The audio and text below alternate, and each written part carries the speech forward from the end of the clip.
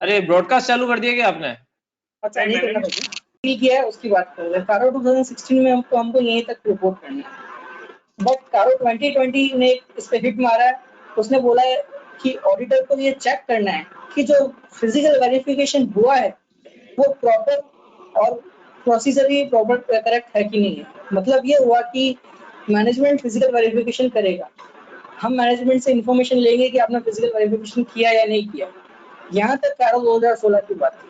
अगर मैनेजमेंट में physical verification किया है तो अब कारो 2020 बोलता है कि हमको अपना कमेंट देना है, अपना ओपिनियन देना है कि जो फिजिकल वेरिफिकेशन इन्वेंट्री का हुआ है उसका कवरेज करेक्ट था या नहीं था, जो प्रोसीजर्स मैनेजमेंट ने फॉलो किए for doing such physical verification they were up to date and appropriate और नॉट। तो ऑडिटर पे मोर रिस्पांसिबिलिटी डाली है इस पर्टिकुलर पॉइंट के लिए।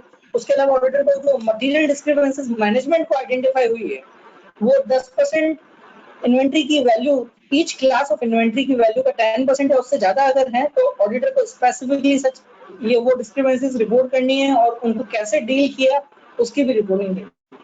इसके बाद जो सबसे क्रूशियल रिपोर्टिंग ऐड हुई है वो है जहां पे कंपनी ने वर्किंग कैपिटल फैसिलिटी ले रखी है बैंक या फाइनेंशियल इंस्टीट्यूशन से, और वो फैसिलिटी 5 करोड़ से ऊपर की थी। मतलब एक ऐसा फंडेड और non funded limit that is beyond 5 crores of rupees. Auditor has to match the submissions, quarterly and annual submissions with the audited data. इसका मतलब ये हो गया कि हमको बैंक से या मैनेजमेंट से जो क्वार्टरली बैंक्स को सबमिशन गए हैं उनकी कॉपीज लेनी है, उनको बुक्स ऑफ अकाउंट्स में जो इन्वेंट्री और other records like debtors and creditors आ रहे हैं उनसे मैच करना है। अगर कोई वेरिएशन मिलता है तो हमको उसको रिपोर्ट करना है। Loans and advances to related parties para 3 clause 3। Friends एक चीज मैंने नोटिस की है audit report and audit of financial statements of company के केस में कि कंपनी से जो लोन्स एंड एडवांसेस को बहुत ज्यादा तवज्जो देता है। जहां पे भी रिपोर्टिंग की एस्पेक्ट आती है ये एक पर्टिकुलर पॉइंट तो हर जगह मिलेगा। रीजन भी सही है, कंपनी अपने फंड्स को कैसे डिप्लॉय कर रही है, किसको देकर किसको पैसे देकर उसका यूज कर रही है, कहीं डाइवर्जन तो नहीं कर रही है फंड्स का, उसको इंश्योर करना ऑडिटर पे रेस्पॉन्सिबिलिटी डाला गया है। सेक्शन 189 में कंपनी को एक रजिस्टर मेंटेन करने की रिक्वायरमेंट होती है जिसमें वो सारे ट्रांजैक्शंस रिकॉर्ड करने हैं जो कंपनी ने अपने रिलेटेड पार्टी से किए हैं। अभी कारों में हमको क्या रिपोर्ट करना है वो पढ़ते हैं। Whether the company has granted any loan secured और unsecured to companies, firms, LLPs or any other party covered in the register maintained under section 189. 189 section में जो रजिस्टर मेंटेन कर रहे हैं उस रजिस्टर के अंदर जो पार्टीज एनलिस्टेड हैं उन पार्टीज के साथ में अगर तो कंपनी ने अगर कोई अनसिक्योर्ड या सिक्योर्ड लोन दिया है तो हमको क्या चेक करना है, whether the terms and conditions of the grant of such loan are not prejudicial to the company's interest. इसको कैसे चेक करना है? मान लीजिए कंपनी ने बैंक से एक लोन लिया for ₹1 crore at the interest rate of 11% per annum, and the company lent the said amount to some related party at a rate of interest of 9%. We have to check that if we have granted any loan to our related party, the conditions and terms of such granting of loan should not prejudicial to the interest of the company, which can be changing from circumstances to circumstances. Whether a schedule of repayment of principal and payment of interest has been stipulated and whether the repayments or receipts are regular. Generally company जब अपने related parties को loan देती है तो कोई repayment schedule prescribe नहीं करती है, तो हम लोग यहाँ पे सिंपल कमेंट डाल देते हैं कि loans are repayable on demand, therefore we are unable to comment about the repayment schedule and its payment interest related aspects. But Karo 2020 ने इस पॉइंट को भी कवर किया है। How it has covered we will see in next slide. Further we have to report if the amount is overdue, मतलब amount due हो गया but related party ने हमको पे नहीं किया। We have to state the total amount overdue for more than 90 days. Banks के case में 90 दिन से ऊपर कोई अमाउंट ओवरड्यू हो जाता है तो उसको एनपीए डिक्लेयर कर देते हैं। कंपनीज के केस में एनपीए का कॉन्सेप्ट ऐसा सच नहीं होता है, इसलिए कारों में एक पर्टिकुलर पॉइंट को लाके उन सारे amounts that are overdue with related parties for more than 90 days, we have to report the amount of such overdue dues and whether reasonable steps have been taken by the company for recovery of the principal and interest. अभी reasonable steps क्या हो सकते हैं? Company को एक legal solicitor appoint करना है, वो लीगल एडवाइजर जो है इन रिलेटेड पार्टीज को नोटिस भेजे और उनसे रिकवरी के लिए कन्वे करें, लीगल प्रोसीडिंग्स हो, यही बेसिकली रिकवरी के स्टेप्स होते हैं। बट अगर आप किसी और स्टेप्स से सेटिस्फाइड हैं तो you can comment on that as well. 189 में जो रिलेटेड पार्टीज है वो सेक्शन 2 क्लॉज 76 में गवर्न है। इस सेक्शन को मैं अभी पढ़ नहीं रहा हूँ, बट इसमें एक इंपॉर्टेंट चीज बताऊंगा कि प्राइवेट कंपनीज के केस में ये पर्टिकुलर क्लॉज 8 एप्लीकेबल नहीं होता है। इसका मतलब ये है कि अगर एक प्राइवेट कंपनी अपनी होल्डिंग सब्सिडियरी या एसोसिएट कंपनी को लोन दे रही है तो we don't have to report in this particular clause. Further, if a private company अपनी होल्डिंग कंपनी की दूसरी सब्सिडियरी कंपनी को लोन दे रही है तो भी हमको इस पर्टिकुलर क्लॉज में उसको रिपोर्ट करने की नीड नहीं है। और एक प्राइवेट कंपनी अपनी एसोसिएट कंपनी को लोन दे रही है तो भी हमको इस रिपोर्टिंग की नीड नहीं है। अगर इसके अलावा प्रेस्क्राइब्ड पर्संस में डायरेक्टर ऑफ होल्डिंग कंपनी को इंक्लूड किया हुआ। इसका मतलब ये अगर हमारी कंपनी वो कंपनी जिसकी हम ऑडिट कर रहे हैं वो किसी दूसरी कंपनी की सब्सिडियरी कंपनी है और इस सब्सिडियरी कंपनी ने अपनी होल्डिंग कंपनी के डायरेक्टर को लोन दिया है तो भी हमको उसको ऐसे लोन के बारे में रिपोर्टिंग करनी है। नेक्स्ट है इसमें डेवलपमेंट्स क्या क्या हुए हैं तारो 2020 में। First point is same, second point is disclosure of aggregate amounts during the year and outstanding balances of loan to subsidiaries, joint ventures and associates. वैसे तो सेक्शन 2 सबसेक्शन 76 में प्राइवेट कंपनी के case में इस पे exemption है, but कारो 2020 ने इसको भी अपने नेट में ले लिया है। Disclosure of aggregate amount during the year and outstanding balances of loan to parties other than subsidiaries, joint ventures and associates. तो सब्सिडियरी, जॉइंट वेंचर और एसोसिएट्स को जो फंडिंग की है उसकी रिपोर्टिंग, अदर देन इन तीनों को जो फंडिंग की है उसके आउटस्टैंडिंग बैलेंस की रिपोर्टिंग देनी है। The terms and conditions of the loans are not prejudicial, ये पहले भी था अभी भी है। Whether repayment is in order, ये हमको चेक करना है। Loans outstanding for more than 90 days and their recovery, ये पहले भी था, ये अभी भी है। In case loans or advances repayable on demand without any term or period of payment, specify the amount of such loan given to promoter and related party. पहले हम क्लियरली लिख देते थे कि जो डायरेक्टर्स और उनके रिलेटिव्स को या ऐसी कंपनियां जिनमें डायरेक्टर इंटरेस्टेड है उनको जो हमने लोन दिया है उस पर कोई रिपेमेंट शेड्यूल नहीं बनाया है, वो रिपेबल ऑन डिमांड है और क्लोज कर देते थे। अभी रिपेबल ऑन डिमांड है तो हमको उसकी डिटेल में रिपोर्टिंग करनी है, अमाउंट बताना है और प्रमोटर वाइज डिस्क्रिप्शन देना है कि किस पर्टिकुलर प्रमोटर को कितना अमाउंट दिया है जो रिपेबल ऑन डिमांड है। Further, in case of existing loans falling due during the year have been extended, renewed or replaced with fresh loans, specify the aggregate amount and percentage of such loan। जहाँ पे एक company ने during the year कोई particular loan की expiry या होने वाली है, कंप्लीट होने वाला है और कंपनी अगर उसको एक्सटेंड कर देती फॉर फर्दर पीरियड ऑफ से 6 मंथ और a year, we have to make reporting of such extended loan along with percentage of such extended loan to total loan of the company। Next point is section 185 and 186। section 185 and 186 से related जो disclosures हैं उसमें कारो 2020 में कोई development या कोई amendment propose नहीं किया है। रीजन भी है क्योंकि सेक्शन 185 और 186 अपने आप में इतने बड़े सेक्शन हैं जिनकी कंप्लायंस अगर हम चेक कर लें तो उसके बियॉन्ड कुछ रहता ही नहीं। Let's see what is 185 and 186 and how we can ensure that 186 and 185 are complied with or not। सबसे पहले 185 सेक्शन लिया है। 185 सेक्शन जो है वो कुछ रेस्ट्रिक्शंस इंपोज करता है ऑन कंपनी कि कंपनी जो है कुछ स्पेसिफिक कैटेगरीज ऑफ पर्संस को लोन या एडवांस नहीं दे सकता या कोई गारंटी नहीं दे सकता उनके बिहाफ पे या उनके बिहाफ पे कोई सिक्योरिटी प्लेस नहीं कर सकता है। सेक्शन 185 पे जो रेस्ट्रिक्शंस इंपोज्ड हैं वो ऐसे बोलते हैं कि no company shall advance any loan including loans represented by book debts और गिव एनी गारंटी और provide any security in connection with a loan to in connection amount to director of the company, director of the holding company, any partner or relative of such director and any firm in which such director is a partner। That means अगर company अपने director को कोई loan दे रही है या अपने holding company के डायरेक्टर को कोई लोन दे रही है या डायरेक्टर्स के रिलेटिव्स को कोई लोन दे रही है या किसी ऐसी फर्म को लोन दे रही है जिसमें आपका डायरेक्टर पार्टनर है तो it will be violation of section 185। We have to report such violation in this particular clause. Next है रेस्ट्रिक्शन की तो बात हो गई, बट क्या कंपनी फिर डायरेक्टर या उनसे रिलेटेड या उनसे कनेक्टेड किसी भी पार्टी को लोन नहीं दे सकती? 2018 तक तो ये पोजीशन थी कि नहीं दे सकती थी, बट 2018 में कंपनीज एक्ट के सेक्शन में कुछ अमेंडमेंट हुए थे जिसके बाद में कंपनी जो है डायरेक्टर के जिन पार्टीज में डायरेक्टर इंटरेस्टेड है उन पार्टीज को लोन दे सकती है। वो कौन सी पार्टीज हैं? Any private company of which any such director is a director और मेंबर, मतलब जो हमारी ऑडिटी कंपनी है उसका डायरेक्टर अगर किसी दूसरी कंपनी में डायरेक्टर है तो हमारे ऑडिटी कंपनी उस दूसरी कंपनी को लोन दे सकता है, उस डायरेक्टर को लोन नहीं दे सकते बट उस दूसरी कंपनी को लोन दे सकता है। उसके अलावा any body corporate in which the director holds 25% voting rights, मतलब एक ऐसा बॉडी कॉर्पोरेट जिसमें हमारा डायरेक्टर 25% से ज्यादा की वोटिंग राइट रखता है तो हम ऐसी कंपनी को भी लोन दे सकते हैं। Next, any body corporate, the board of director of which is accustomed to act in accordance with the directions of the director of our company or director of the lending company itself. तो basically ये तीन ऐसी category of persons हैं जिनमें हमारे director का interest है और जिनको हम अगर लोन दें तो 185 का वायलेशन नहीं होगा। नेक्स्ट है, अगर एक कंपनी अपने मैनेजिंग डायरेक्टर या होल टाइम डायरेक्टर को लोन दे दे तो क्या चलेगा? वैसे तो एमडी और whole time director are also directors of the company but they specific exemption to these to.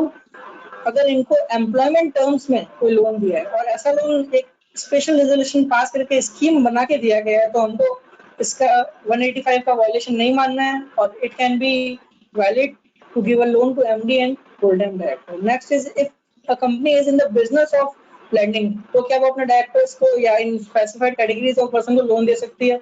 तो आंसर है हाँ, ऐसे लोन दिए जा सकते हैं। कंडीशन सिर्फ यही है कि जो prevailing yield of government securities है, गवर्नमेंट सिक्योरिटी पे जो ब्याज मिलता है closest to the period of the loan, उस ब्याज से कम पे वो लोन नहीं दे सकता।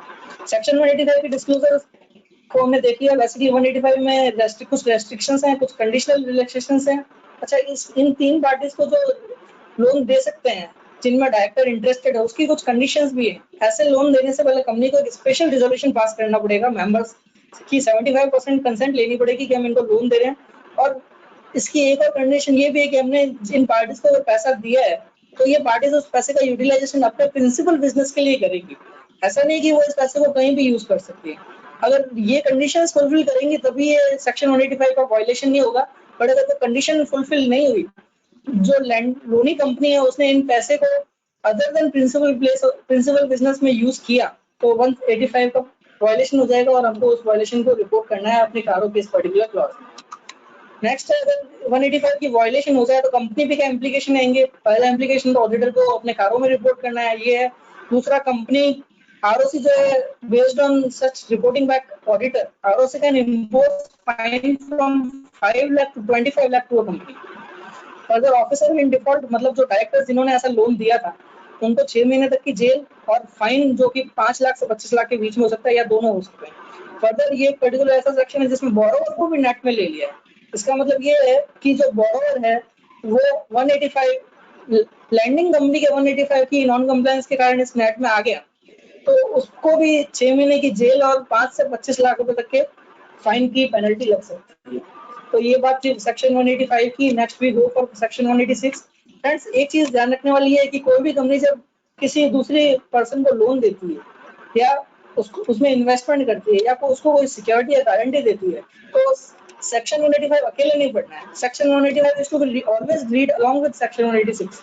186 prescribe overall limit of loans, investments and guarantees to be given by a company to some other person. तो अगर ओवरऑल लिमिट में आ जाएगा उसके बाद में हमको चेक करना है कि 185 के स्पेसिफाइड पर्संस में तो कवर नहीं हो रहा है, तो 185 और 186 को एक साथ पढ़ना है, तभी हम एक कंक्लूजन पे पहुंच जाएंगे कि ये जो लोन या इन्वेस्टमेंट्स किए हैं वो प्रॉपर हैं या नहीं। तो सेक्शन 186 की कंप्लायंस को चेक करने के लिए हम स्टेप वाइज कुछ थिंग्स को देखेंगे, उसके बाद में हम डिसाइड करेंगे कि 186 का नॉन कंप्लायंस है कि नहीं। सबसे पहली चीज हमको देखनी है कि कंपनी ने जो लोन दिए हैं या गारंटी दी है या जो इन्वेस्टमेंट किए हैं वो कितने। For this example, I have taken two cases. In first case, total outflow for specified items of section 186 is 9 crore 21 lakh 80,000, and in case 2, such investments are 1 crore 71 lakh 80,000. The second, continuing this step, we will check the eligible limit of investment or outflow of funds.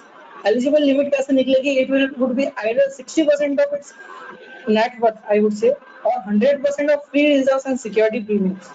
So in our case, the example which I have taken, municipal exams outflow fund limit is 8 crore 25 lakhs. So if we see in case 1, it is 9,21,80,000. So it is a clear violation of section 186. But at the time of making every loan or making every investment, the company has to check this limit. मतलब company at the beginning of the year company की जो investment है वो तो outflow of fund under section 186 है, वो with in limit है, it is okay. In first month, company granted a loan to someone, and that particular after granting such loan also the limit is within 186 mentioned provisions. Then it is also okay. After 6 months, the company again purchased some security of another company, and this particular amount crossed the threshold of 186. What will happen? The company will have to pass a special resolution, and then only company can make investments in such company. तो बिना special resolution pass किए अगर company ने ऐसा investment कर लिया जो threshold को ब्रीच करता है तो it will be amount to an violation of section 186 which will be reported in कार्य. Secondly, if the limit is breached, ensure whether the company has made prior approval of members. एक और चीज ध्यान में रखने वाली है कि किसी भी तरह का ट्रांजैक्शन अगर होता है इन्वेस्टमेंट, लोन्स की ग्रांटिंग और सिक्योरिटी के परचेज से रिलेटेड, तो बोर्ड का रिजोल्यूशन तो कंपलसरीली पास होगा. बोर्ड को तो वो रिजोल्यूशन पास करना ही है कि कंपनी 186 के इन्वेस्टमेंट कर सकती है नहीं कर सकती है. बट अगर लिमिट रीच हुई है तो स्पेशल रिजोल्यूशन भी पास करना है और इस स्पेशल रिजोल्यूशन की फाइलिंग भी एमजीटी 14 में करनी है. अगर ऐसा नहीं किया है तो हमको नॉन कंप्लायंस को रिपोर्ट करना है. एक और चीज ध्यान में रखने वाली है कि अगर लिमिट इंक्रीज हो रही है और हम स्पेशल रिजोल्यूशन भी पास कर रहे हैं तो भी हम उनको अपने एग्जिस्टिंग फाइनेंशियर्स से परमिशन लेनी है और एक बोर्ड मीटिंग में 100% ऑफ बोर्ड मेंबर प्रेजेंट से कंसेंट लेनी है कि हम ऐसा इन्वेस्टमेंट कर सकते हैं. Next, check whether the company has disclosed in financial statements about the full particulars of loan given, investment made, or guarantee given, or security provided, and the purpose for such loan, guarantee, security is proposed to be utilized by recipient of the loan or guarantee or security. This point relates to reporting in financial statements. जब भी एक company section 186 में mentioned items का outflow करती है तो उसको report करना है अपने फाइनेंशियल स्टेटमेंट्स में कि उसने ये लोन्स या इन्वेस्टमेंट्स या गारंटी या सिक्योरिटी किसको दी है, इसका पर्पस क्या है, फर्दर हमने जिसको वो लोन दिए हैं वो इसको किस मैनर में यूटिलाइज करेंगे, इसको भी रिपोर्ट करना है. अगर फाइनेंशियल्स में इसकी रिपोर्टिंग नहीं हुई है तो हमको कारो के अंदर इस पे कमेंट देना है. Next, check whether the company has given the loan at the rate of interest lower than the prevailing yield of government securities. If so, if company has done this, we have to report the non-compliance. ये particular point जो है mostly 90% companies के case में negative comment देगा कारो के अंदर, क्योंकि कारो में ऑडिटर को रिपोर्ट करना है कि 186 का नॉन कंप्लायंस हुआ है या नहीं हुआ. जनरली कंपनीज अपने डायरेक्टर को इंटरेस्ट फ्री लोन देती है. अगर कोई कंपनी अपने डायरेक्टर या उसके रिलेटिव को इंटरेस्ट फ्री लोन देती है, वैसे डायरेक्टर वर्ड नहीं बोलना चाहिए क्योंकि सेक्शन 185 में क्लियरली रेस्ट्रिक्शन है कि कंपनी अपने डायरेक्टर या होल्डिंग कंपनी के डायरेक्टर को लोन नहीं दे सकती. बट 85 में ये लिखा है कि कंपनी के डायरेक्टर्स अगर किसी पर्टिकुलर एंटिटी में इंटरेस्टेड है और वो कंडीशनल रिलैक्सेशन में फॉल करते हैं तो कंपनी उनको लोन दे सकती है. 186 सबसेक्शन 7 ये क्लियरली बोलता है कि अगर कंपनी ऐसे पर्सन को लोन दे रही है तो कंपनी को उनसे ब्याज चार्ज करना है. इन केस कंपनी ने अपने दिए हुए लोन्स पे इंटरेस्ट चार्ज नहीं किया है तो ऑडिटर को अपनी कारो रिपोर्ट में बहुत क्लियरली ये फैक्ट मेंशन करना है, उसको अपनी ऑडिट रिपोर्ट में इस फैक्ट को मेंशन करना है कि कंपनी ने लोन्स एंड एडवांसेस दिए हैं, however company is not charging any interest on this particular loan. अच्छा, एक और चीज है, इस पर्टिकुलर पॉइंट के कारण अगर कारो में कोई नेगेटिव कमेंट आ गया इंटरेस्ट वाला पॉइंट के कारण तो हो सकता है कि हमारी मेन रिपोर्ट भी मॉडिफाई हो जाए, क्योंकि अगर इंटरेस्ट नहीं दिया और सेक्शन 186 के पर्सन्स में company is going to pay interest in next year तो हमारे फाइनेंशियल स्टेटमेंट्स पे भी इम्पैक्ट पड़ेगा which can modify our report. Next, we have to check whether the company has defaulted in repayment of deposits accepted by it और interest thereon. अगर कोई company ने deposits accept किए हैं जो कि सेक्शन 73 से सेक्शन 76 में गवर्न होते हैं, अगर कोई कंपनी ने डिपॉजिट एक्सेप्ट किए हैं और उसके इंटरेस्ट के या उसके रीपेमेंट में डिफॉल्ट किया है तो कंपनी प्रेस्क्राइब्ड थ्रेशोल्ड से ज्यादा even after passing special resolution can not make investment. और अगर कंपनी ऐसा इन्वेस्टमेंट कर रही है तो ऑडिटर को रिपोर्ट करना है. Next is check the entries in register maintained in form MBP2. If such register is not prepared, same amounts to non-compliance to section 186. Company अगर लोन्स एंड एडवांसेस दे रही है तो उसको एक रजिस्टर मेंटेन करना है जिसमें उसने जिनको जिनको लोन एडवांसेस या इन्वेस्टमेंट्स या गारंटी दी है उनकी रिपोर्ट करनी है, उनकी रिपोर्टिंग MBP2 में मेंटेन करनी है। अगर कंपनी ने MBP2 रजिस्टर्ड नहीं बनाया है तो नॉन कंप्लायंस को रिपोर्ट करना है। In 80% cases companies are not preparing any registered minutes and statutory records. This is a valid point for commenting negative remarks in the audit.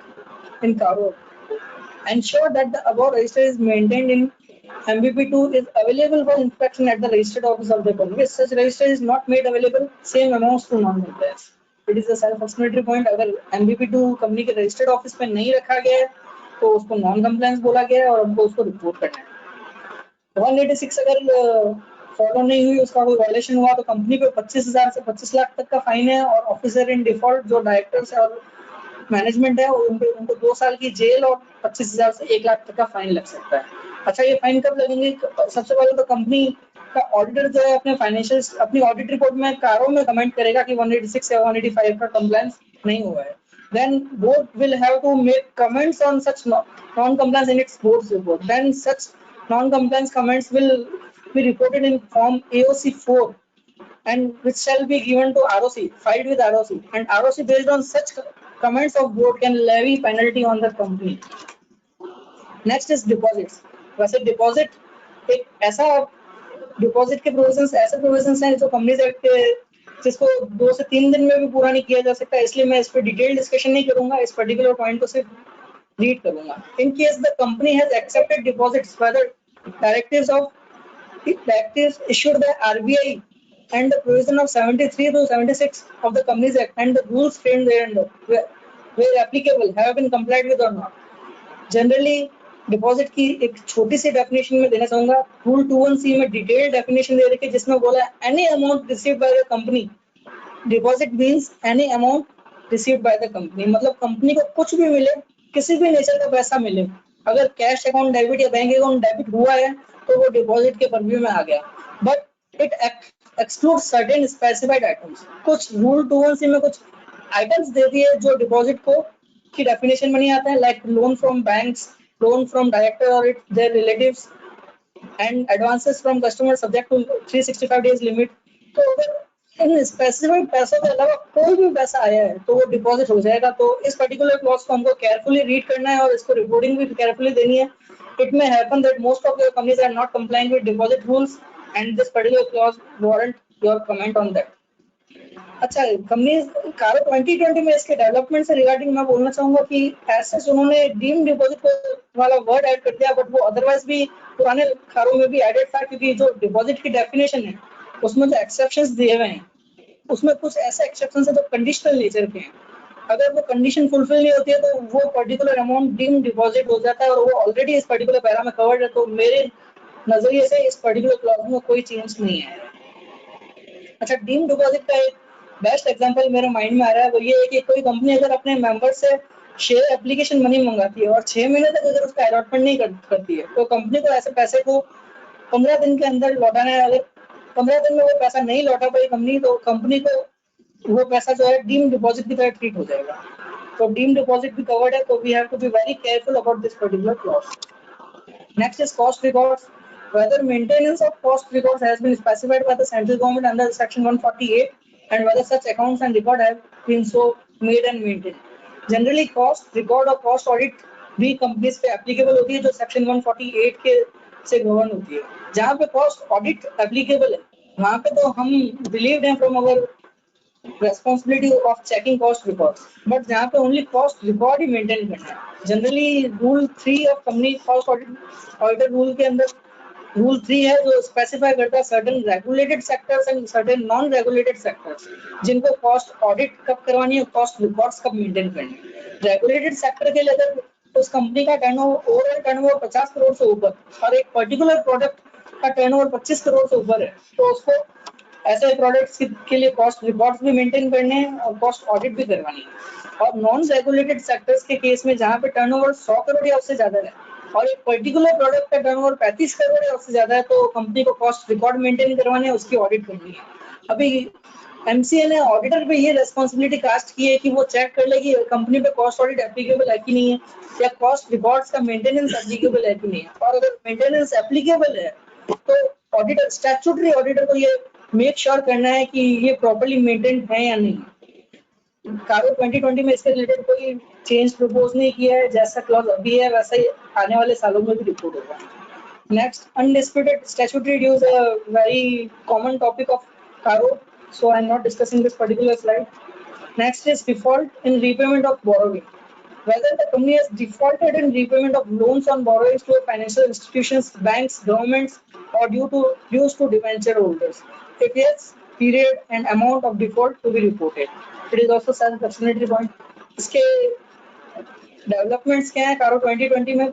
जब डिफॉल्ट अगर किसी कंपनी ने किया है तो पहले रिपोर्टिंग देनी थी, बट क्या रिपोर्ट करना है वो नहीं लिखा था। फॉर्मेट इन्होंने स्पेसिफाई कर दिया कि नेचर ऑफ बोरोइंग क्या है, नेम ऑफ लेंडर कौन है, अमाउंट कितना पे नहीं किया है, प्रिंसिपल पे नहीं किया है कि इंटरेस्ट पे नहीं किया है, कितने दिन का डिले हुआ है, और उसके रिगार्डिंग आपके रिमार्क्स ये रिपोर्ट करना है।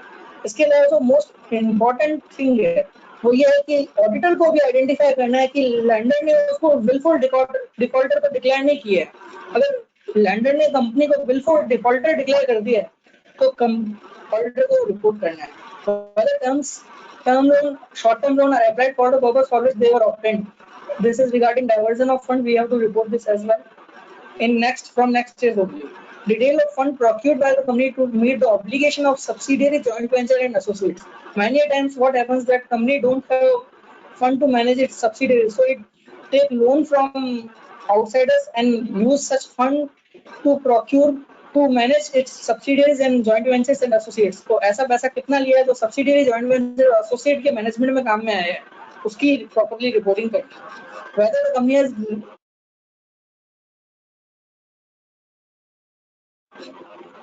company has raised loans on pledge of security held in subsidiary, joint ventures and associates. Joint venture, subsidiary, associates की जो securities है उनको pledge पे रखकर कंपनी ने कोई लोन लिए हैं या नहीं लिए। Next is regarding IPO, FPO and term loans.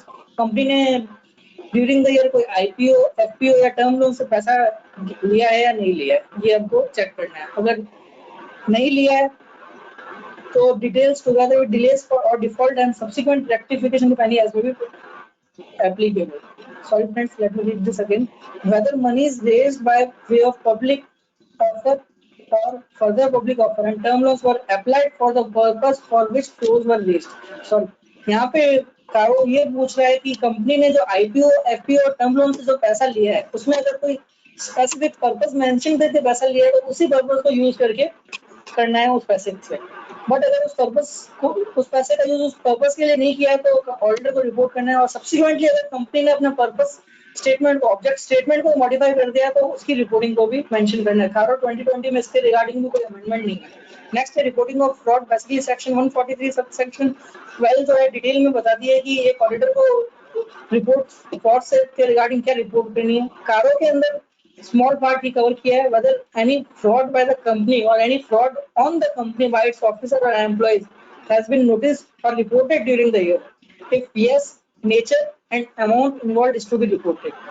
वैसे तो इसकी कंप्लीट गाइडलाइन है कि फ्रॉड रिपोर्ट होने पे पहले ऑडिटर को मैनेजमेंट के पास जाना है, उनसे कमेंट लेने हैं। मैनेजमेंट के कमेंट्स अगर सेटिस्फैक्टरी नहीं है तो दो चार्ज विद गवर्नेंस के पास जाना है, और उसके बाद भी अगर उसको लगता है कि ये सेटिस्फैक्टरी नहीं है तो उसको सेंट्रल गवर्नमेंट को इंटीमेट करना है।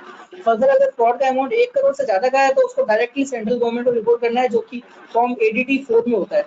अभी कारो 2020 में इन्होंने डेवलपमेंट क्या किया है कि whether auditor has filed form ADT 4 with ROC और नॉट। सेंट्रल गवर्नमेंट को फ्रॉड की इंटीमेशन दी कि नहीं दी ये भी बताना। पहले तो सिर्फ इतना ही बताना था कि कंपनी में फ्रॉड या कंपनी के साथ कोई फ्रॉड हुआ कि नहीं हुआ।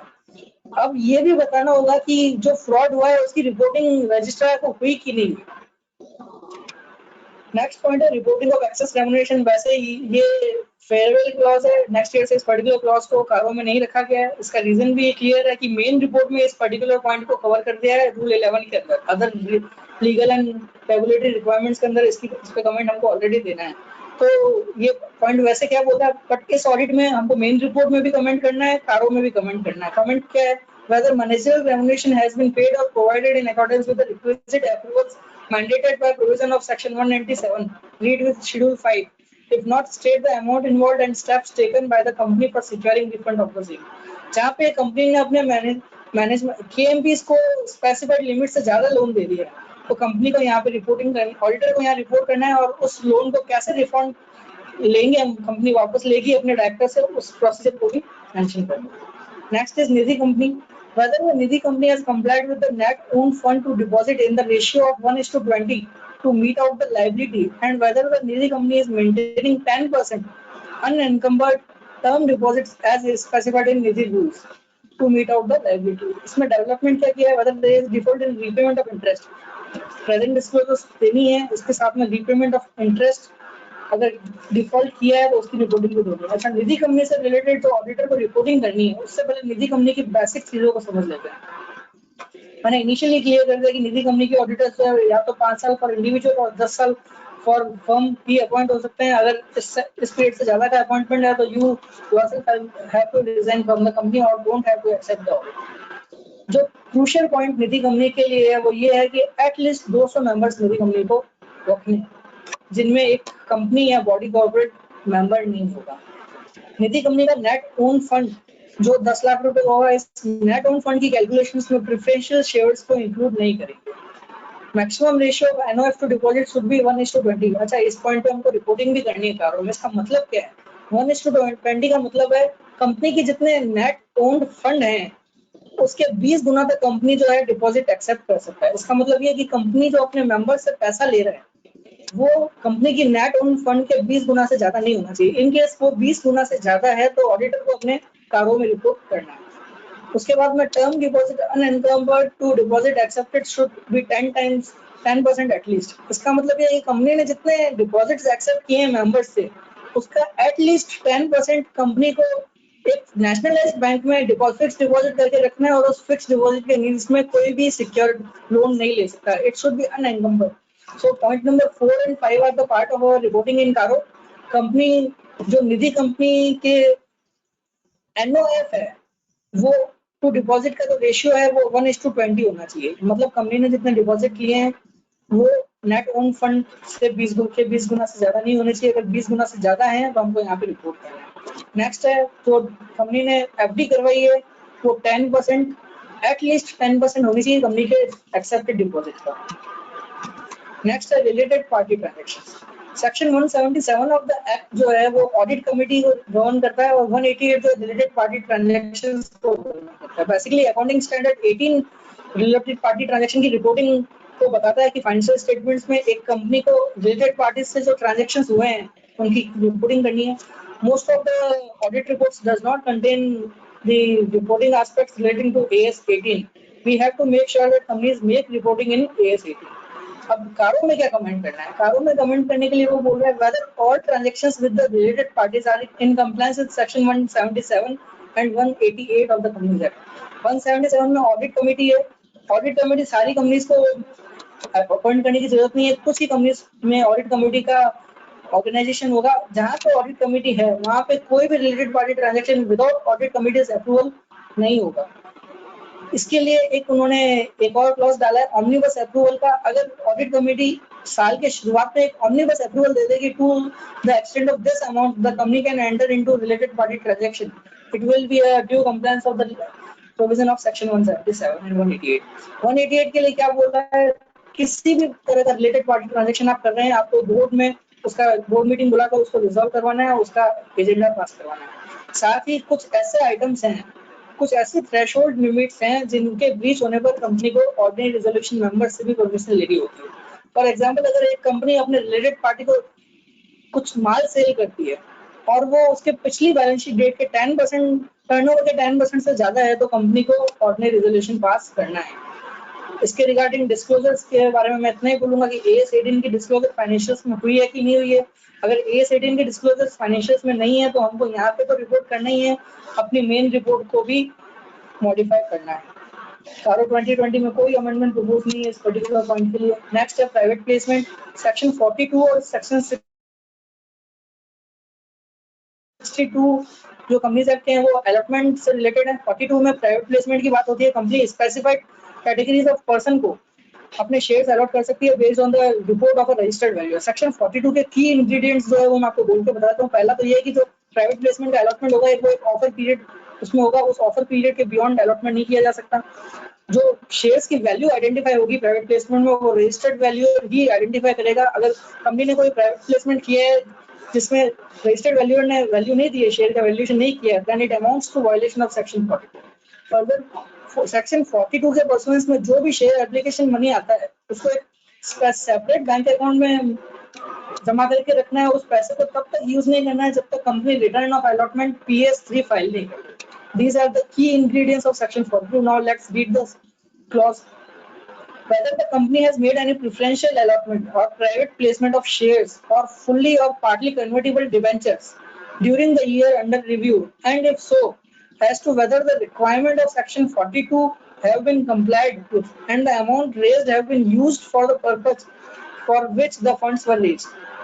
If not, provide the details in respect of the amount involved and nature of non-compliance.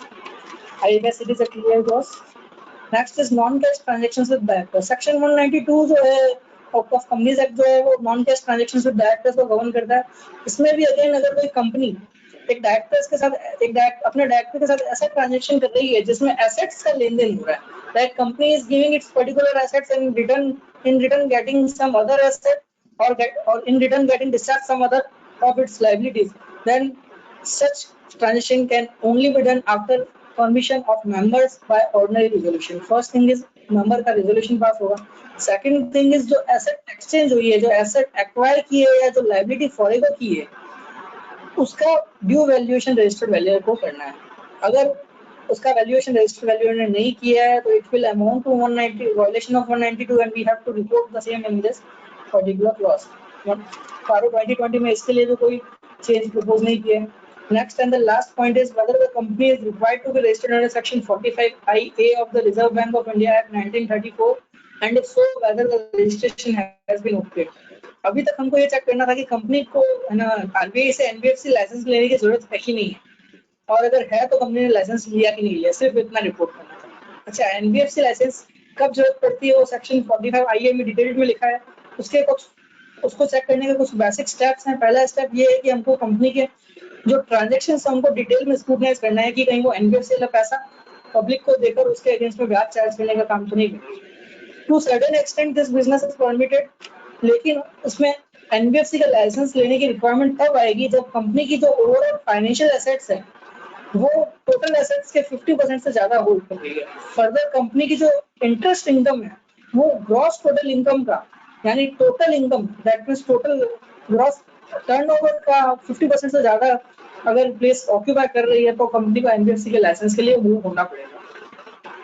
कारो 2020 में बेसिक डेवलपमेंट्स हैं कि अभी तक तो सिर्फ रिपोर्टिंग करनी थी कि लाइसेंस रिक्वायर्ड तो लेने की जरूरत है कि नहीं है और लिया कि नहीं लिया। अब लिखना है कि लाइसेंस फिलहाल लिए कंपनी एनबीएफसी एक्टिविटीज कर भी रही है कि नहीं कर रही है। नेक्स्ट है कंपनी सीआईसी तो नहीं है, और अगर ग्रुप कंपनीज है तो एक से ज्यादा कोर इन्वेस्टमेंट कंपनीज हैं कि नहीं है।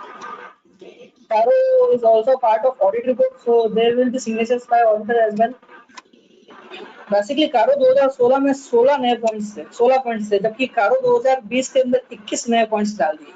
हालांकि 21 पॉइंट्स में से most of the points are common, certain points are clubbed with some existing points and certain new points are added. जो टोटल न्यू एडिशंस हुए हैं कारो 2020 के उसको हम रीड कर लेते हैं। पहला पॉइंट है reporting on benami transactions. Details of any proceedings pending under benami transaction act 1988 against the company and its appropriate disclosure in financial statements. जो हमने प्रॉपर्टी प्लांट एंड इक्विपमेंट वाले क्लॉज में पढ़ा था कि अगर कंपनी के पास कोई बेनामी प्रॉपर्टी पड़ी है तो उसके अगेंस्ट में जो प्रोसीडिंग्स पेंडिंग है उसके अगेंस्ट में जो कंपनी ने अपने फाइनेंशियल्स में डिस्क्लोजर किए ऑडिटर को उस पर कमेंट देना है। रिपोर्टिंग ऑन वर्किंग कैपिटल हमने ये भी पढ़ लिया है, जहाँ पे 5 करोड़ से ज्यादा कंपनी ने वर्किंग कैपिटल लिमिट ले रखी है बैंक या फाइनेंशियल इंस्टीट्यूशन से, तो क्वार्टरली रिटर्न्स जो बैंक्स को सबमिट हुए हैं उनको बुक्स से मैच करना है। नेक्स्ट है reporting of transaction not reported.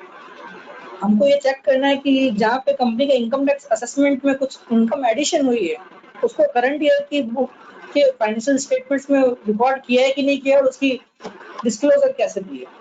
Next है reporting on whistle blower complaints. ये सेक्शन 177 का एनहांस्ड वर्जन है, कई कंपनियों को विसल ब्लोअर मैकेनिज्म स्टैब्लिश करना है, और जहां पे कंपनी ने विसल ब्लोअर मैकेनिज्म को स्टैब्लिश करके रखा है, ऑडिटर को रिव्यू करना है कि क्या कंप्लेंट्स आई हैं और उसका क्या सॉल्यूशन मैनेजमेंट ने दिया। नेक्स्ट है reporting on internal audit. Internal audit पहले तो हमारे कारों के परव्यू से बात थी, बट अब हमको इंटरनल ऑडिट की साइज और उसके नेचर पे कमेंट करना है, और इंटरनल ऑडिट रिपोर्ट्स को अपनी ऑडिट के दौरान रिव्यू भी करना है। रिपोर्टिंग ऑन कैश लॉसेस, अगर कंपनी कंसिस्टेंटली कैश लॉसेस में है और कंपनी के कैश फ्लो स्टेटमेंट में ऑपरेटिंग रेवेन्यूज जनरली नेगेटिव आ रहे हैं, तो कंपनी को उस पर ऑडिटर को उस पर कमेंट करना है और नेगेटिव फिगर्स को भी रिपोर्ट करना है। Reporting on resignation of statutory auditors, पहला, अगर कोई ऑडिट स्टैट्यूटरी ऑडिटर ने रेजिग्नेशन दिया है क्या ड्यूरिंग द ईयर, मतलब आप जब ड्यूरिंग द ईयर अपॉइंट हुए हो, आपसे पहले जो ऑडिटर था उसने रेजिग्नेशन क्यों दिया है, उसके रेजिग्नेशन के पीछे क्या रीजंस थे, पहला तो उनको कंसीडर करना है। दूसरा ये कि रेजिग्नेशन देने से पहले उसके क्या ऑब्जेक्शंस थे, उसके क्या कंसर्न्स थे, उसकी क्या इश्यूज थे, उनको भी हमको अप्रोप्रिएटली कंसीडर करना। नेक्स्ट है reporting on uncertainty to meet liabilities, details of material uncertainty with regard to realization of financial assets and payment of financial liabilities। ये बहुत क्रिटिकल पॉइंट है। ऑडिटर को यहाँ तक रिपोर्ट करना है कि in coming years whether company will be able to meet its liabilities on. अभी ये बहुत क्रूशियल पॉइंट है, मुझे नहीं लगता कि ऑडिटर इसको ड्यूली परफॉर्म कर पाएंगे। We will need extensive exercise to understand the financial statements of a company. We will have to carry various ratio analysis. After that only we can comment whether a company is able to meet out its liabilities in future or not. Whether any such uncertainty exists on the date of audit report that the company will not be capable of meeting its liability as and when they fall due within a period of 1 year from the balance sheet. Reporting of CSR, companies act section 135 में एक amendment आया है जिसमें अनस्पेंड CSR liability को एक fund में deposit करने की बात की है। अभी तक क्या हो रहा था, कंपनी को जितने एवरी ईयर जितना सीएसआर एक्सपेंडिचर करना था, अगर वो उतना कर लेती थी तो ठीक है, और उतना अगर नहीं कर पाती थी तो वो डिस्क्लोजर डाल देती थी और वेट करती थी आरओसी का वो नोटिस आता है कि नहीं आता। अभी जो सेक्शन 135 है उसमें कुछ अमेंडमेंट कर दिया और लिख दिया अगर आपके पास अनस्पेंड सीएसआर अमाउंट है तो उसको for a period of certain time आपको इस फंड में डालना पड़ेगा अगर आपने अनस्पेंड रखा तो। पैरा 4 कारों के जो पैरा 3 में जो क्लॉजेस थे वो हमने डिटेल में डिस्कस कर लिए हैं। इसके अलावा अभी हमको और कोई डिस्कशन नहीं करना है कारों पे। पैरा 4 बोलता है अगर हमारे कारों के क्लॉज 3 के किसी भी पर्टिकुलर क्लॉज में हमारा अनमॉडिफाइड ओपिनियन है तो हमको उसके रीजनिंग भी देनी है। CARO for consolidated financial statements, as of now consolidated financial statements की जो ऑडिट होती है उसमें हमको कारो लगाने की जरूरत नहीं है, लेकिन आफ्टर कारो 2020 that is next year onwards अगर कारो के किसी भी क्लॉज में नेगेटिव कमेंट आया है तो हमको उस क्लॉज का number along with the negative comment consolidated financial statements की ऑडिट रिपोर्ट में भी अफिक्स करना है। I guess it is clear and we are done with CARO here. Next topic of our presentation is internal financial controls. सबसे पहले reporting को देखने से पहले हम समझ लें कि इंटरनल फाइनेंशियल कंट्रोल्स होते क्या हैं। What are internal financial controls? वैसे तो कंपनीज एक्ट में सिर्फ ऑडिटर को नहीं कई और लोगों को भी इंटरनल फाइनेंशियल पे रिपोर्टिंग के लिए बोला गया, like directors, independent directors, audit committee and board. But auditor क्यों? इंटरनल फाइनेंशियल कंट्रोल्स होते क्या है पहले ये समझ लो। वैसे इंटरनल फाइनेंशियल कंट्रोल्स जो है कंपनीज एक्ट में डिफाइंड है और ये लिस्टेड कंपनी पे एप्लीकेबल है या कंपनी है जिनको ऑडिट कमेटी कॉन्स्टिट्यूट करनी है उन पे एप्लीकेबल है, या company which are required to have independent director. अभी ये तो सारी वो कंपनियां जो बड़े लेवल पे काम करती हैं, तो छोटे लेवल वाली कंपनियों के लिए क्यों लिया है? वैसे तो कंपनीज एक्ट ने इंटरनल फाइनेंशियल कंट्रोल को सब पे एप्लीकेबल किया है, बट इंटरनल फाइनेंशियल कंट्रोल बहुत बड़ा लिम्ब है, उसको डिटेल में स्क्रूटनाइज करना ऑडिटर की कैपेबिलिटी के भी बाहर है, क्योंकि ऑडिटर हर चीज तक नहीं पहुंच सकता। कई चीजें ऐसी होती है जिसको इंटरनल ऑडिटर को देखना है, कुछ चीजें ऐसी होती है जिनको सेक्रेटेरियल ऑडिटर को देखना है, कुछ चीजों को कॉस्ट ऑडिटर को देखना है और कुछ चीजों को स्टैट्यूटरी ऑडिटर को देखना है। अगर सब कुछ स्टैट्यूटरी ऑडिटर देखेगा तो it will not be a genuine thing for it. तो इंस्टीट्यूट ने क्या किया, इंस्टीट्यूट एक गाइडेंस नोट लेके आया, उसमें उसने इंटरनल फाइनेंशियल कंट्रोल्स के पार्ट की रेस्पॉन्सिबिलिटी को स्टैट्यूटरी ऑडिटर्स को असाइन कर दिया, जिसको बोला internal financial controls with respect to financial statements. इसकी डेफिनेशन गाइडेंस नोट में दी हुई है। जनरली फाइनेंशियल स्टेटमेंट्स के रिलेटेड जो इंटरनल फाइनेंशियल कंट्रोल्स है उसकी रिपोर्टिंग सारी कंपनीज पे एप्लीकेबल है, लेकिन कुछ एक्सेप्शंस एमसीए ने दिए हैं। उनमें पहला तो 1% कंपनी है, दूसरा स्मॉल कंपनी जिसका टर्नओवर 2 करोड़ से नीचे और पेड अप कैपिटल 50 लाख से नीचे होती है, और तीसरा ऐसी प्राइवेट कंपनीज जिनका टर्नओवर 25 करोड़ से नीचे और बोरोइंग 50 करोड़ से नीचे, तो उनको उनके ऑडिटर्स को इंटरनल फाइनेंशियल रिपोर्टिंग पे कमेंट करने की जरूरत नहीं है। मीनिंग क्या है? Internal financial controls are the policy and procedures adopted by the company for ensuring operational controls, fraud prevention controls and financial controls. अभी इसमें जो फाइनेंशियल कंट्रोल वाला पार्ट है, ये पर्टिकुलर पार्ट हमको चेक करना है। So internal financial control with respect to financial statement means the process designed to provide reasonable assurance regarding reliability of financial reporting and preparation of financial statement for external purpose in accordance with generally accepted accounting principles. दो चीजों पर focus करना है, पहला है reliability और दूसरा है प्रिपरेशन ऑफ प्रेजेंटेशन। कुछ एग्जाम्पशंस जो हमने अभी डिस्कस किए थे, internal financial control report auditor को कब नहीं देनी है, 1% कंपनी की ऑडिट करते केस में, स्मॉल कंपनीज के केस में, generally small companies are only private companies, so public company के केस में हमेशा आईएफसीआर की रिपोर्ट जाएगी, ये हमको ध्यान रखना है। Private companies having turnover below 50 crore as per latest audited statement, मतलब पिछले साल के ऑडिटेड स्टेटमेंट में कितना टर्नओवर है वो हमको चेक करना है। And borrowings from any bank और फाइनेंशियल इंस्टीट्यूशंस और एनी अदर बॉडी कॉर्पोरेट, यहाँ पे बैंक और फाइनेंशियल इंस्टीट्यूशन के साथ में दूसरी कंपनी को भी इंक्लूड किया है। तो अगर आपकी कंपनी ने इंटर कॉर्पोरेट डिपॉजिट एक्सेप्ट कर रखे हैं तो 25 करोड़ की लिमिट में उनको भी ऐड करना है। आईसीआर रिपोर्ट को हम यहाँ पे नहीं पढ़ेंगे क्योंकि इससे कंटेंट में ऐसा कुछ चेंज नहीं होने वाला है, इसका कंटेंट जो फॉर्मेट है उसी फॉर्मेट में रिपोर्ट होता है। ऑडिटर की रेस्पॉन्सिबिलिटी को हम इसमें एक बार अपनी अंडरस्टैंडिंग और नॉलेज के लिए पढ़ लेते हैं। Auditor's responsibility. Our responsibility is to express an opinion on the company's internal financial controls or financial reporting based on our audit. We conducted our audit in accordance with guidance and standards on auditing issued by ICAI and deemed to be prescribed under section 143 subsection 10 to the extent applicable to an audit of internal financial controls, both applicable to audit of internal financial control and both issued by ICAI. Those standards and guidance note require that we comply with ethical requirement and plan and perform the audit to obtain reasonable assurance. यहाँ पे भी reasonable assurance की बात की है, जो बोलता है कि it is a high level of assurance but not a guarantee with respect to our opinion about whether adequate internal financial controls over financial reporting. I am emphasizing over financial reporting only, क्योंकि internal financial control is a very big limb of one of the part is internal financial reporting. तो हमको सिर्फ financial reporting पे comment करना है, operational reporting पे कोई comment नहीं करना है, फ्रॉड प्रिवेंशन कंट्रोल पे कोई कमेंट नहीं करना है। And if such controls operated effectively in all material aspects. Auditor की responsibility continue हो रही है यहीं पे। Our audit involves performing procedures to obtain audit evidence about the adequacy of internal financial control system over financial reporting and their operating effectiveness. Our audit of internal financial controls over financial reporting included first thing, obtaining an understanding of internal financial controls over financial reporting. Financial reporting से related जो internal financial controls हैं उसकी understanding लेंगे, उसके regarding risk of material misstatement को assess करेंगे और test और इवैल्यूएट करेंगे कि कोई रिस्क है भी या नहीं। The procedures selected depend on auditor's judgment including the assessment of the risk of material misstatement of the financial statements whether due to fraud or error. We further believe that the audit evidence we have obtained is sufficient and appropriate to provide a basis for our audit opinion. यहाँ पे भी again हम qualified आईएफसीआर report देने वाले हैं, तो इस particular paragraph को हमको चेंज करना है। हमको यहाँ पे लिखना है we could not derive appropriate audit evidence to support our opinion.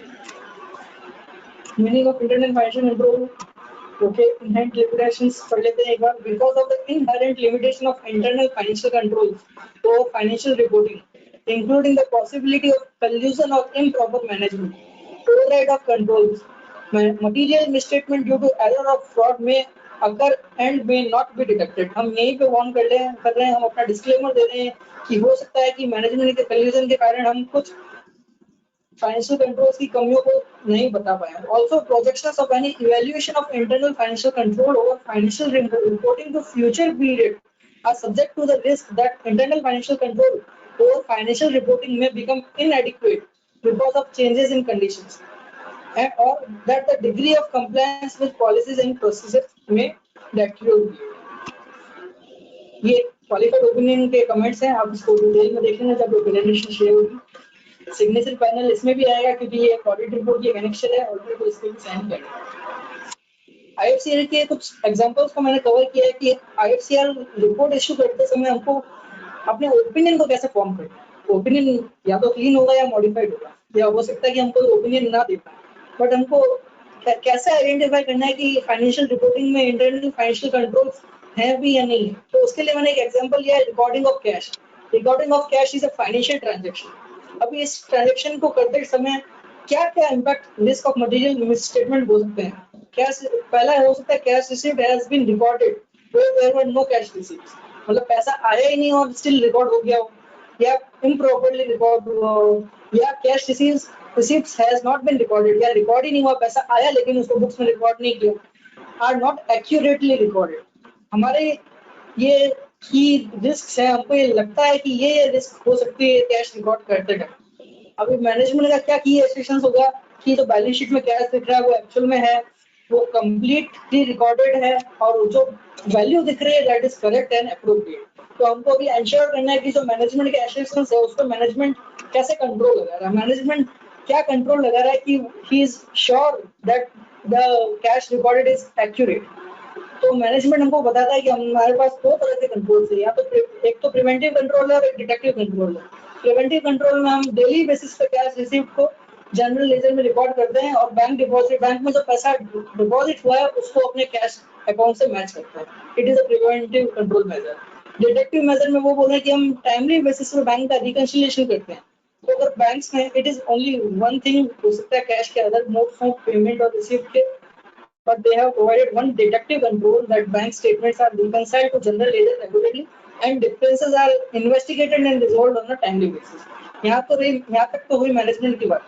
अभी एज एन ऑडिटर हमारी ड्यूटी है कि हम सैंपल बेसिस पे चेक करें कि ये कंट्रोल्स एक्चुअल में इम्प्लीमेंटेड है भी या सिर्फ मैनेजमेंट बोलने के लिए कंट्रोल लगाते हैं। Next example is regarding recording of sales. What can go in this? Sales and trade receivables are recorded that do not relate to valid sales. मतलब फेक सेल्स बुक हो गई है, at the correct incorrect amount पे book हुई है, in the incorrect period, जो date of sales है वो गलत बुक हो गया। मैनेजमेंट का असर्शन यहाँ पे भी है, सेल्स एक्चुअल में हुई है, कंप्लीटली रिकॉर्डेड है और जिस अमाउंट पे रिकॉर्डेड है वो वैल्यू करेक्ट है। इसके लिए मैनेजमेंट बोलता है हमने प्रिवेंटिव कंट्रोल्स लगाए हैं कि हमारा इनवॉइस तभी जनरेट होगा जब 3-वे प्रोसेस कंप्लीट होगा। मतलब हमारे ईआरपी सिस्टम में परचेस ऑर्डर आएगा, शिपिंग डॉक्यूमेंट एग्जीक्यूट हुआ होगा और तभी इनवॉइस बनेगा, अदरवाइज इनवॉइस नहीं बनेगा। Generally ERP modules contain such kind of things. Proof of delivery is provided by third party shippers for all shipment mode. मतलब हमारे बुक्स में जब तब तक सेल्स रिकॉर्ड नहीं होगी जब तक डिलीवरी का प्रूफ हमारे पास नहीं आएगा। तो we have to ensure whether these preventive controls are in existence or not. If they are not in existence, we have to qualify. Next is recording of payables. What can go wrong in respect of payables? Inventory and trade payables are recorded prior to receipt and or title or transfer of inventory. माल हमारे पास आने से पहले ही payable book हो गया या हमको माल का title नहीं मिला है, still we are booking some payable in our books. Management का क्या एक्सेप्शन होगा? मैनेजमेंट बोलेगा कि नहीं, एक्चुअल में ये पेबल एग्जिस्ट करता है और ये इन्वेंटरी एग्जिस्ट करती है। मैनेजमेंट बोलेगा कि हमारे पास इसके लिए इफेक्टिव कंट्रोल्स, प्रिवेंटिव कंट्रोल्स हैं, जिसमें प्रिवेंटिव कंट्रोल भी है और डिटेक्टिव कंट्रोल भी है। डिटेक्टिव कंट्रोल्स में मैनेजमेंट बोलेगा कि फिजिकल इन्वेंटरी का हम पीरियडिकल बेसिस पे काउंट करते हैं, अगर कोई इन्वेंटरी एग्जिस्ट कर रही है तो उससे रिलेटेड पेबल भी एग्जिस्ट करेगा। Same way there are many other controls for every kind of transactions. Institute ने जो गाइडेंस नोट इशू किया है, मैंने ये एग्जांपल्स उस गाइडेंस नोट में से लिए हैं।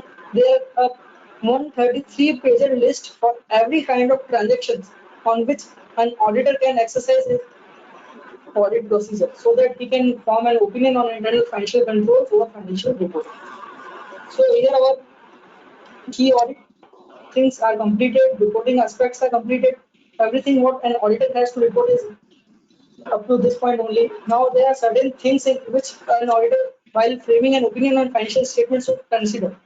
कुछ ऐसी चीजें हैं जो फाइनेंशियल स्टेटमेंट्स में होनी चाहिए बट नहीं होती है, स्टिल ऑडिटर अपना कमेंट उस पर क्लीन कमेंट दे देता है और ऑडिट को मूव कर देता है। क्या चीजें हैं? पहला है शेड्यूल 3 फॉर्मेट। कंपनीज एक्ट के शेड्यूल 3 में बैलेंस शीट और प्रॉफिट एंड लॉस अकाउंट का एक फॉर्मेट दिया है।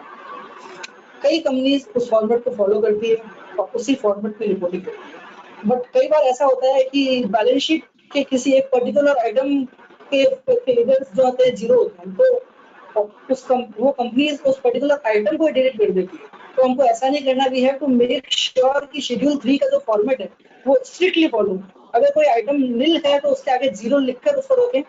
शेड्यूल 3 की जो रिपोर्टिंग रिक्वायरमेंट वो मिनिमम रिपोर्टिंग रिक्वायरमेंट है, उसमें कोई ऑल्ट्रेशन नहीं होना चाहिए। नेक्स्ट है एज 10 में अमेंडमेंट हो गया है, तो आपकी बैलेंस शीट और नोट्स टू अकाउंट में जहां कहीं भी फिक्स्ड एसेट दिख रहा है, we have to make sure कि company has altered it and return property plant and equipment in place of fixed asset. Next is existence of significant accounting policies. 50% companies, small companies एक page की accounting policy दे देती है, और one page accounting policy cannot suffice the requirement of significant accounting policies. There are many accounting standards which are applicable on a company. Every company has to draft and frame its accounting policies very carefully and has to abide by it.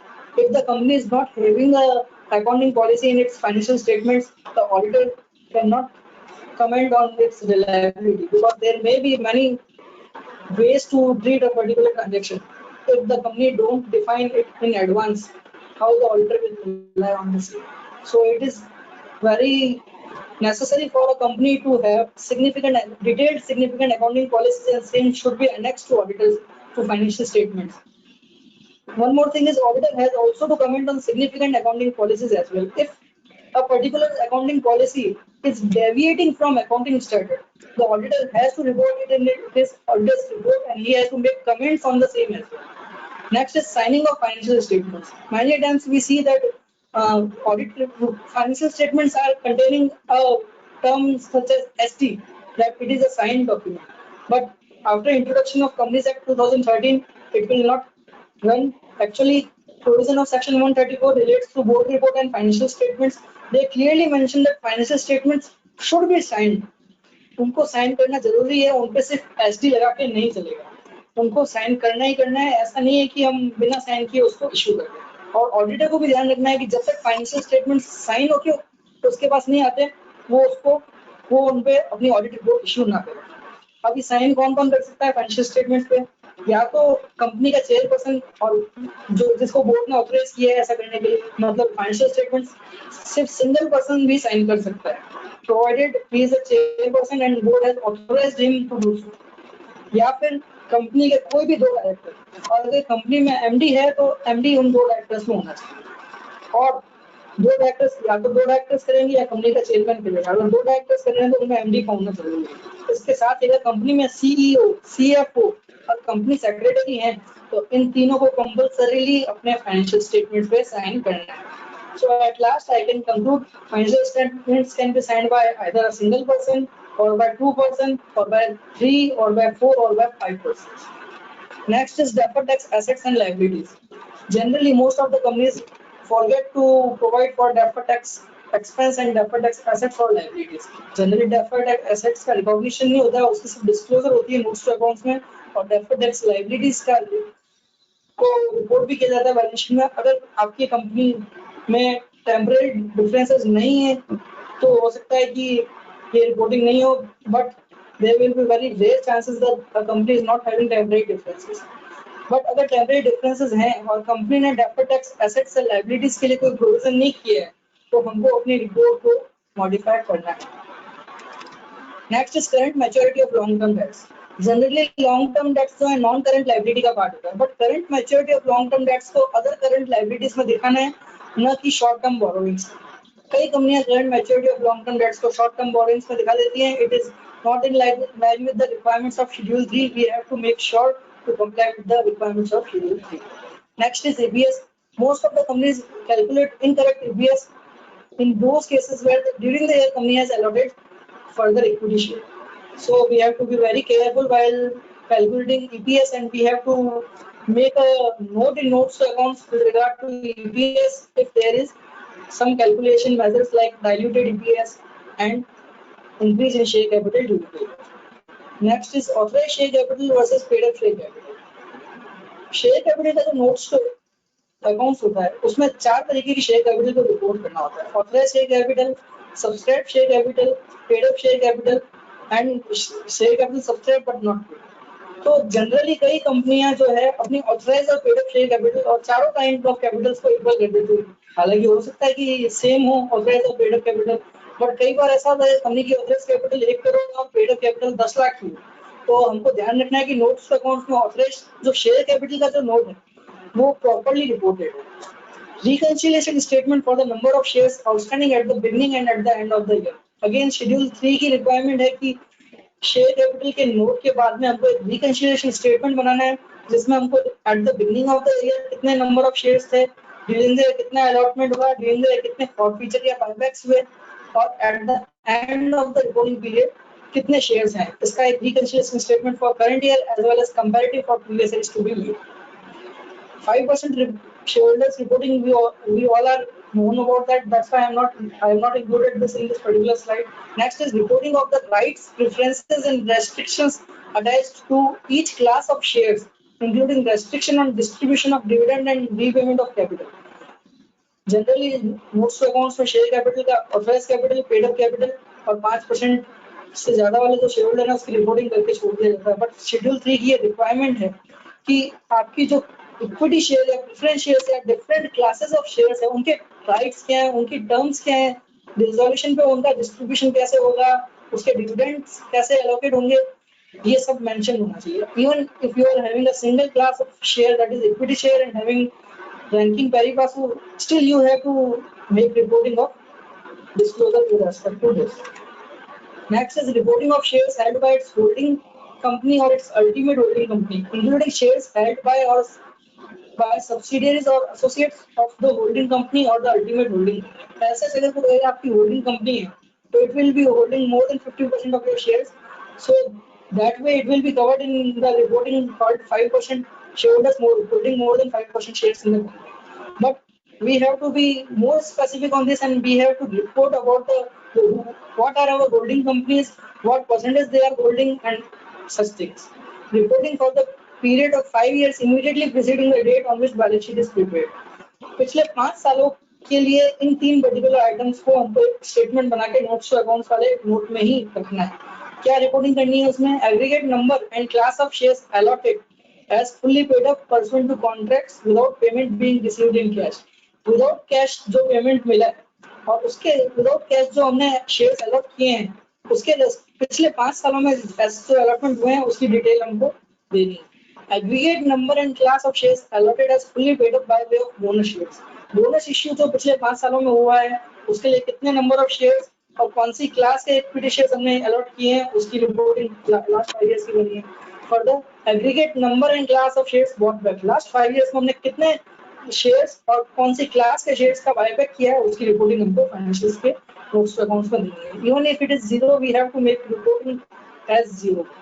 Inventories generally notes to accounts जब हम एक company के पढ़ते हैं तो उसमें एक inventory का नोट होता है, उसमें इन्वेंट्री के आगे लिखा होता है as certified by the management. Friends, जब ऑडिट रिपोर्ट मैनेजमेंट इश्यू कर रहा है तो हमको इसको स्पेसिफिकली लिखने की जरूरत नहीं है।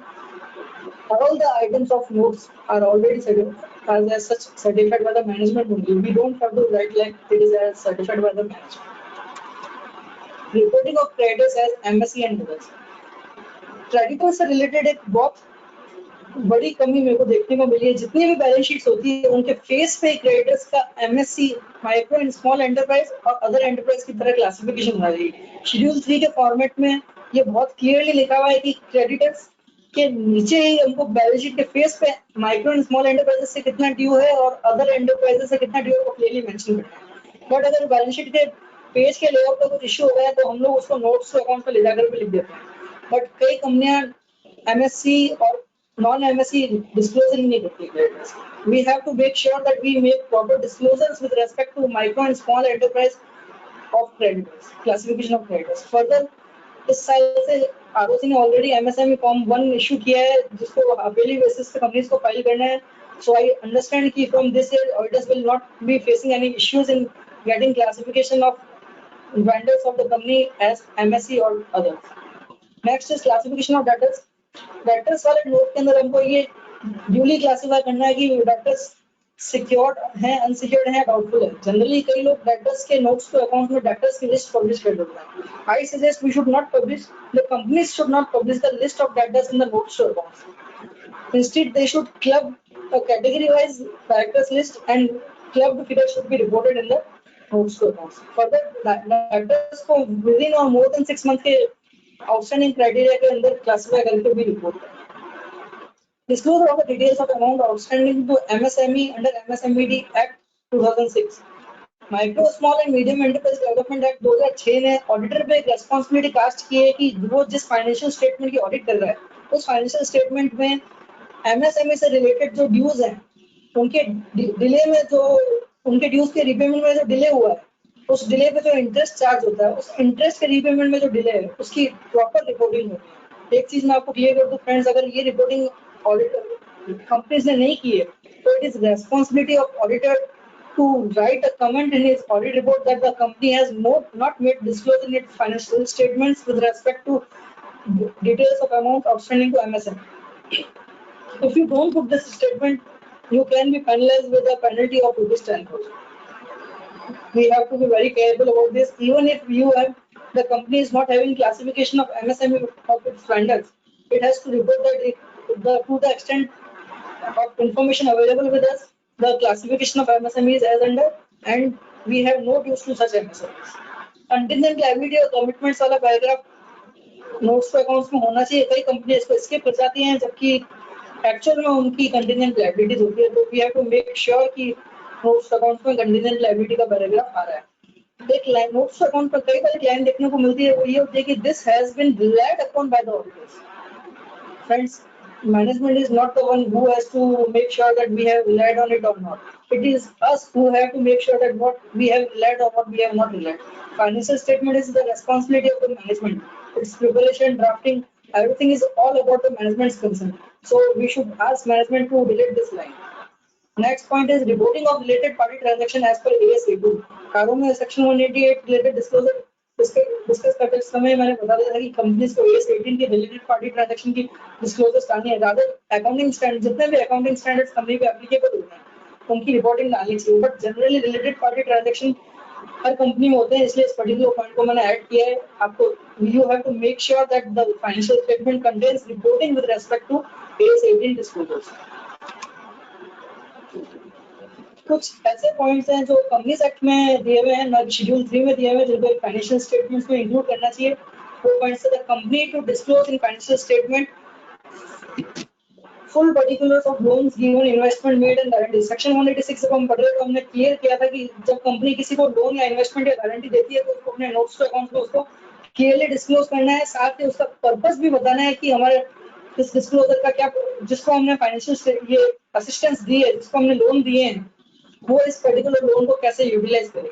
नेक्स्ट इज अदर इनकम और एक्सपेंडिचर. ये पर्टिकुलर पॉइंट शेड्यूल 3 का ही है. शेड्यूल 3 में ये क्लियरली लिखा है कि कोई एक पर्टिकुलर आइटम या ऑफ इनकम और एक्सपेंडिचर अगर 1 लाख रुपए से ज्यादा का या टोटल रेवेन्यू के 10% 1% से ज्यादा का है तो उसको अदर हेड में क्लब नहीं करना है. We have to specifically mention that in notes to accounts.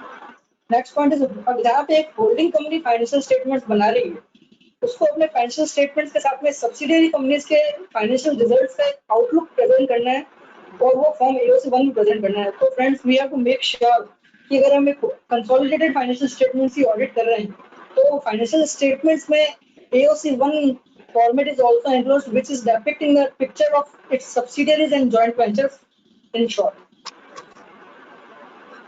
this is the last slide of our presentation.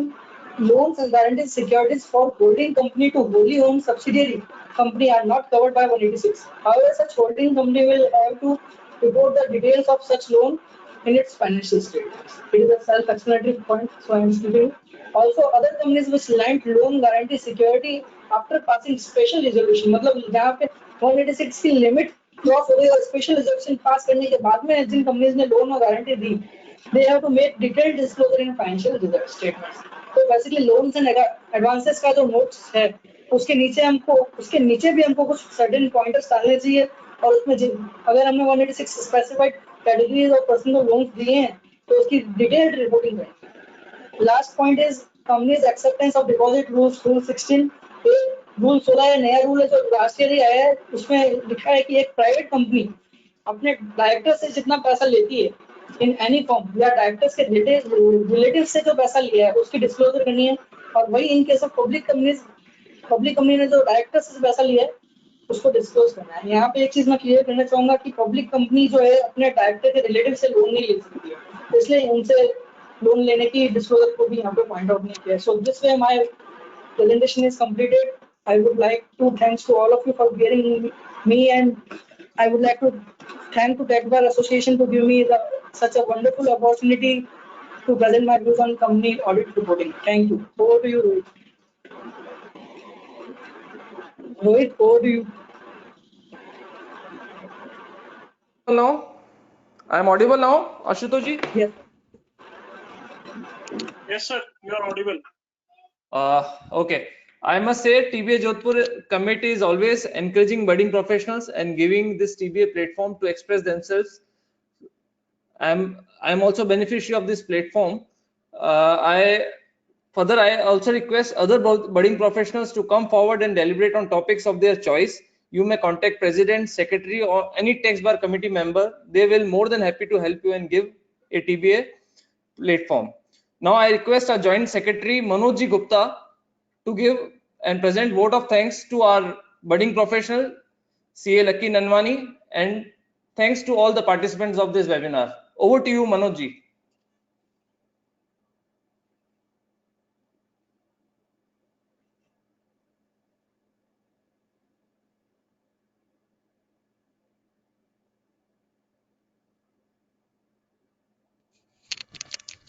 Manoj ji, please unmute yourself.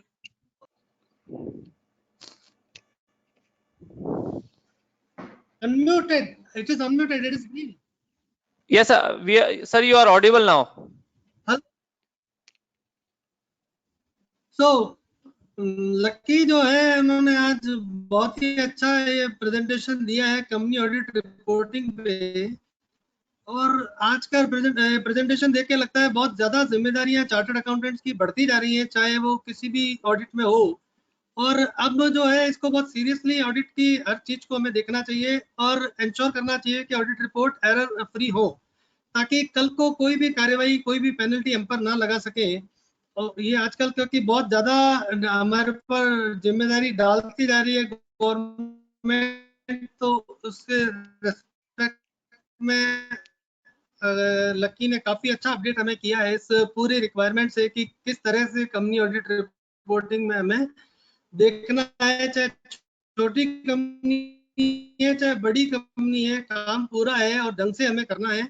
और ये प्रेजेंटेशन जो है वो आपने लकी बहुत अच्छा हमें दिया। कंपनी ऑडिट के सेमिनार भी अपने को आगे करने पड़ेंगे ताकि हम लोग जो है मेंबर्स को और ज्यादा अपडेट कर पाए।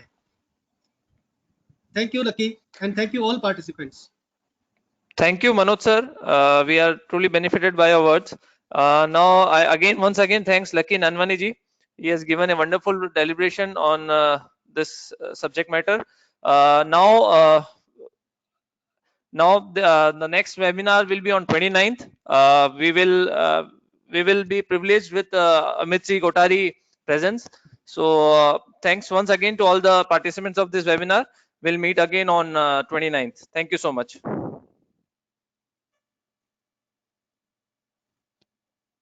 रोहित, हेलो। हाँ राघा जी, चल रहा है सर वेबिनार। अरे वो अमित शाह नहीं है, 29th को प्रदीप शाह है। अच्छा, Pradeep ji Jain. Okay, sorry to all the participants. It is Pradeep ji Jain on 29th. On GST. हाँ. On GST matters. Yes. Thank you all of you. Ashutosh ji इसको एग्जिट कर दीजिए। Okay.